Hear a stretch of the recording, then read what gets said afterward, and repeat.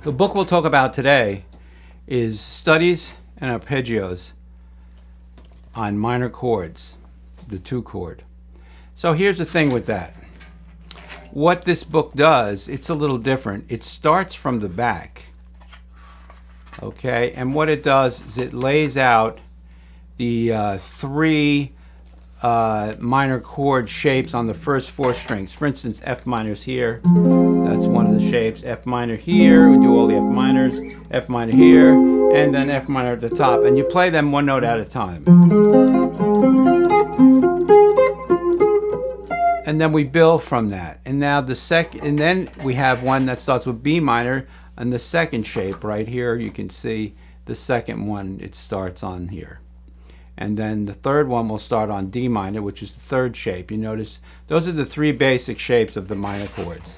So you'll start with the B minor here, play single notes. Okay, and then the last one, D minor.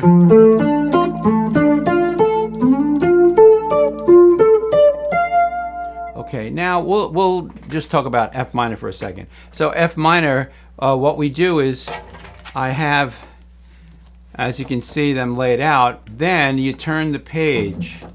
Now this is where it gets interesting. We add the 7th tone. So in adding the 7th tone, if you line these 2 lines up here at the top, they line up in different colors, so you can see where the 7th tone is. So in F minor, which we're talking about right now, it would be an E flat. So you would line the E flat up. Okay, or you can grab this one here. It's in the 1st position. Here's the next one in this position. And then here's the one in the 8th position. And then, of course, you run through up to the 13th position.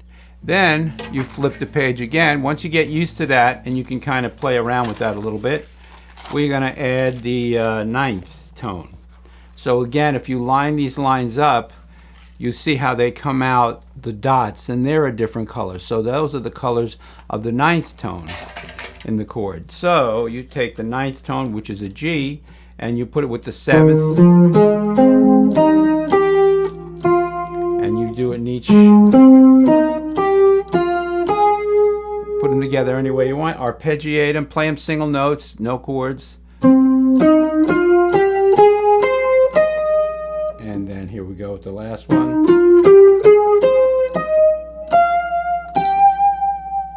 All right. Then, of course, we continue on. We move to the 11th tone, or suspended 4th, right there. And there it is, the 11th tone, suspended 4th, which is a B flat on an F minor chord. So now we're going to add the B flat.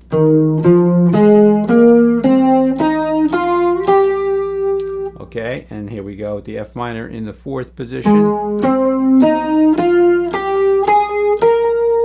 And then the 8th position, B flat. And we just use the first 4 strings just so you can get a feel for it. And then the last one.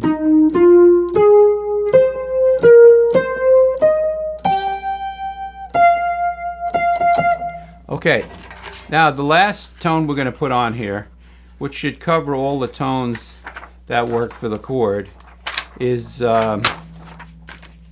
it's the 6th or the 13th. Then again, line it up here.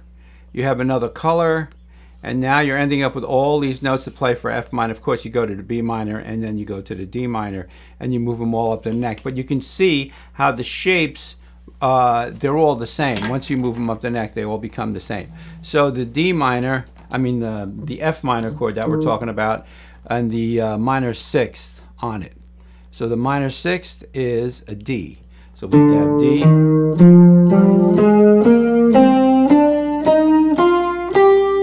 First position. I'll move through them a little quicker. And then, okay, last one. So now what you want to do is you want to use maybe chromatic links or something to put them together. And then join them together up the frets. and then start making melody tones out of them and melody notes, you know. So you got a nice melody. Blend them together. See how I move from this first one to this.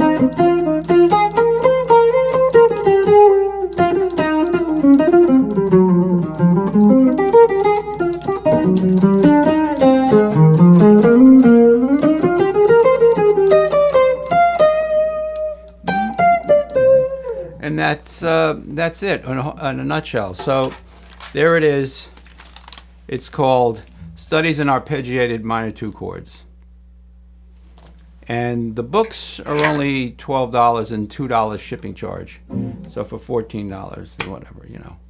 And you can go just look at my website. It's probably right here if it works out the way I figure. It'll be right there. All right, so I hope you enjoyed this little segment, and I'll be talking to you, and keep on picking.